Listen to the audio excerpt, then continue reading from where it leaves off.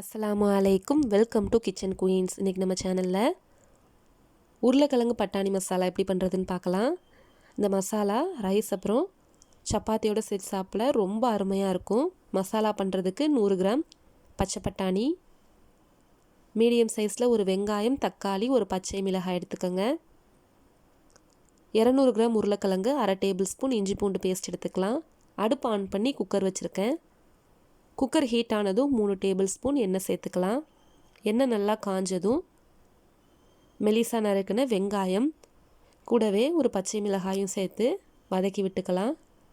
வெங்காயம் ஓரளவுக்கு வதங்கினதும் இஞ்சி பூண்டு பேஸ்ட் சேர்த்து இதோட பச்சை வாசனை போகிற அளவுக்கு நல்லா வதக்கிக்கலாம்.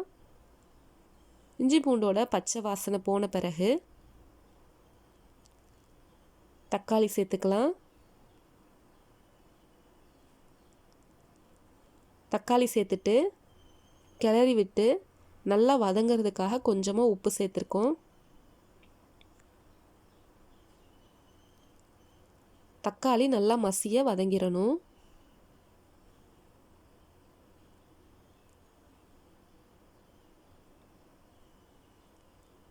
தக்காளி நல்லா வதங்கினதும் நம்ம மசாலா ஆட் பண்ணிக்கலாம். நான் 3/4 டேபிள் ஸ்பூன் மிளகாய்த்தூள் சேர்த்துருக்கேன். உங்கள் காரத்துக்கு தகுந்த மாதிரி மிளகாய்த்தூள் சேர்த்துக்கோங்க. 1/4 டேபிள் ஸ்பூன் கரம் மசாலா தூள், 3/4 டேபிள் ஸ்பூன் மல்லித்தூள் சேர்த்துக்கலாம். மசாலாலாம் நல்லா கிளறி விட்டுட்டு கீழே பிடிக்காமல் இருக்கிறதுக்காக கொஞ்சமாக தண்ணி சேர்த்து கலந்துக்கோங்க. மசாலாவோட பச்சை வாசனை போய் நல்லா கொதித்து எண்ணெய் பிரிஞ்சு வரணும். நான் எல்லா வீடியோலையும் சொல்கிற மாதிரி தான். உங்கள்கிட்ட தனி மல்லித்தூள் இருந்துச்சுன்னா 1/4 டீஸ்பூன் சீரகத்தூள், 1/4 டீஸ்பூன் மஞ்சள் தூள் சேர்த்துக்கோங்க. இது மஞ்சள் சீரகம் சேர்த்த அரைச்ச மல்லித்தூள் தான். இப்போ எண்ணெய் பிரிஞ்சு வந்ததும் ஃப்ரெஷ் பட்டாணி சேர்த்துக்கலாம். உங்கள்கிட்ட காஞ்ச பட்டாணி இருந்துச்சுன்னா நைட்டே ஊற வச்சுடுங்க. நல்லா ஊறின பிறகு 3 விசில் விட்டுட்டு அப்புறம் நம்ம இந்த மசாலா செய்ய ஆரம்பிக்கலாம். பட்டாணி சேர்த்து உருளைக்கிழங்கும் சேர்த்துட்டு தேவையான அளவுக்கு உப்பு சேர்த்து கலந்துக்கலாம். வேகிறதுக்காக 1 டம்ளர் தண்ணி சேர்த்துருக்கேன்.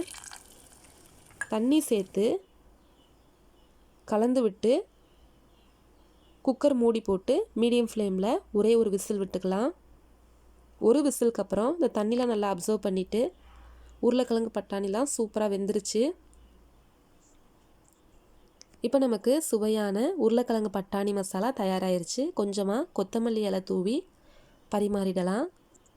பார்க்கவே ரொம்ப அருமையான, சாப்பிட ரொம்ப டேஸ்டான உருளைக்கிழங்கு பட்டாணி மசாலா தயாராகிருச்சு.